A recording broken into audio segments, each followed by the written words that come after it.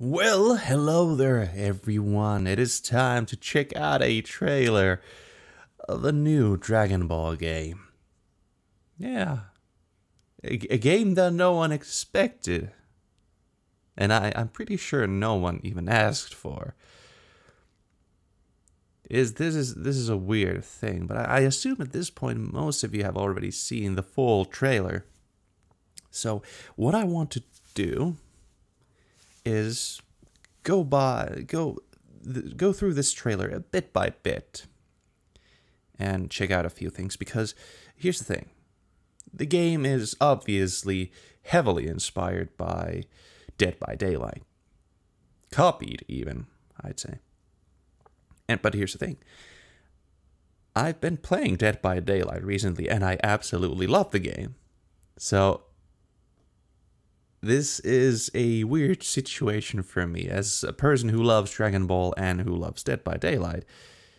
This is a weird combination that I did not expect. But without further ado, let's go through a certain parts of the trailer or the trailer as a whole, and I'll say what I have to say about certain moments. So at the very start, everything is in ruins, which is very reminiscent, of when Cell first appeared in the Android Saga. The tone is very heavily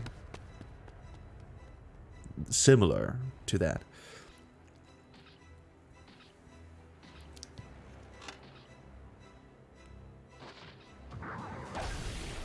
At this part, I had no idea what this game was going to be about. If I'm completely honest.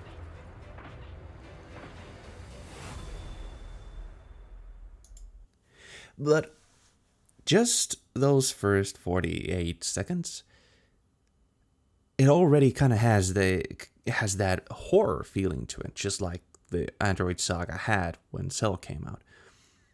So I would argue that this type of game is actually very appropriate.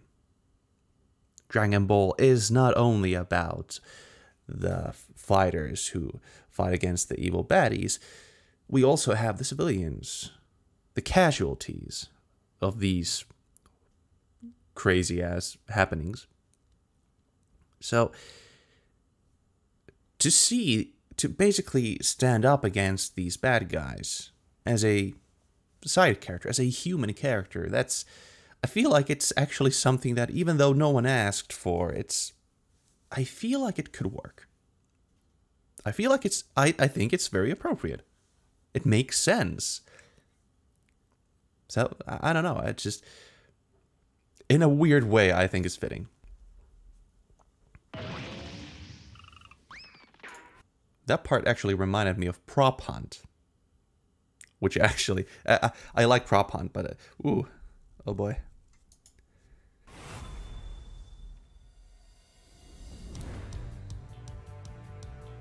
So, of course, this first shows us the Raiders. In this case, it's Cell.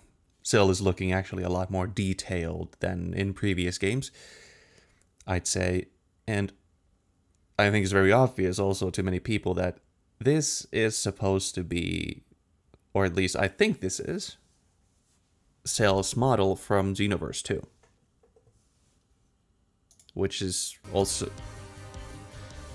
Which implies that this is actually developed by Dimps, which it is. And on top of that, you have this human male character that is obviously using Xenoverse 2 assets. And he doesn't... I mean, people complained that Xenoverse 2 made characters look very plasticky. But I mean, if we look at this game, oh boy, these characters look very, very plasticky. And I'm not really sure about... I'm not really sure about this. The visuals are mostly, I'd say, they're completely fine. But the characters, I don't know. They could need a few tweaks here and there. Also, 7 survivors, as opposed to, Dead by Daylight, which has 4 survivors. Then again, it does make a bit more sense considering we can actually see a Kamehameha wave here blasted by Cell. So you probably need 7 people to fight against someone like Frieza, Majin Buu, or Cell, because, you know, those guys can absolutely wipe the fuck out of any planet they want. Which is, I think, is a nice bit of change. Especially for the killers, because seeing the killer fly around and shooting blasts is kind of nice. Since in Dead by Daylight, the killers are always very, very restricted.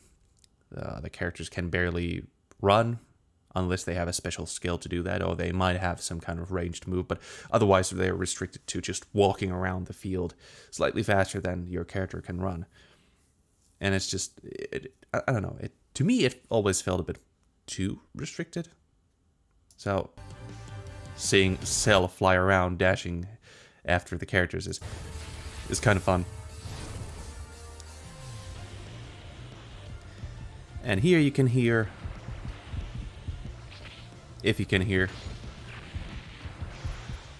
you can actually hear the sound of a heartbeat in the background, which is, again, very appropriate since that's in Dead by Daylight also. Whenever you have a killer nearby, your heart rate starts increasing and you can hear the heartbeats louder and louder, implying that the killer is closer and closer. And on top of that, you can see, like, what I would assume are crates that are, well, I mean, yeah, they're crates, but I assume they're going to have maybe some equipment that you can use, like the bazooka that Oolong just used, or maybe a vehicle that lets you move faster. In Dead by Daylight, you can sometimes get, depending on the killer and depending on the situation, you might get toolboxes, health kits, or maybe you can get a vaccine. For example, if you play as Nemesis in the game, some of the survivors need a vaccine in order to combat against Nemesis's weird-ass skill, or whatever he inflicts a virus condition, or he inflicts a virus on the player that can actually let Nemesis find the player a lot easier. So yeah, these crates can pretty much have many different things. And this is my favorite part. Total fucking annihilation. Blasting a whole, like, a massive area to bits. That's just something that you don't see in Dead by Daylight.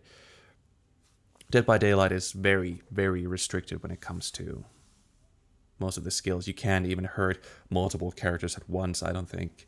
I mean, you can, but most of the time you kind of have to have them in a tight group in order to hit them. But this is fucking crazy. You can just completely blast out a massive area, which to me just kind of makes, I'm just imagining being a survivor here and trying to run away, and then I realize that the motherfucker is going to try to blast the whole area up. That to me is kind of cool. Also, you can see Oolong climbing on walls, so apparently climbing everywhere is a possibility, maybe? Because he's not grabbing onto a ledge or anything. Also, this part where Oolong is using the same spaceship, you can see him targeting certain areas on the map. So that's just, it's not an escape route, but it helps you move around the map a lot easier, and possibly helps you get away from the enemy. And the weird part is that you clearly have these certain parts, different parts of the stage, like, combined. For example, you have the rocky area with the Frieza spaceship that basically it's basically the same spaceship that Frieza arrived on Earth with his father. And then you have the area where the Soul Games Arena is, and they're somehow apparently combined, and you have this weird as void and lava and stuff. That kind of reminds me of Xenoverse, and this weird flying thing is, since it has like the Time Patroller logo there. This to me feels like a spin-off of Xenoverse, in a way. Could be. Since, of course, we also have young Bulma, and we have Oolong. It's, this Time Patroller logo here, maybe you can't see it, maybe you can. Just kind of, it implies that this is somehow connected to the Xenoverse games.